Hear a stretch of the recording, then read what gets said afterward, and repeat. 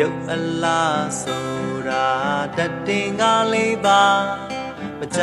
ခင်အောင်မင်းယုံရွင်ပြက်စီလားတရားကိုဆွဲလန်းတတ်မှချင်းမလေးစွာ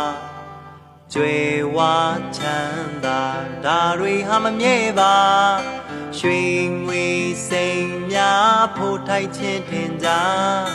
တိတိချပြန်တွေ့ရေတော့တိလာရာလူဘဝတို့ကြုံလာချိန်လေးမှာသူ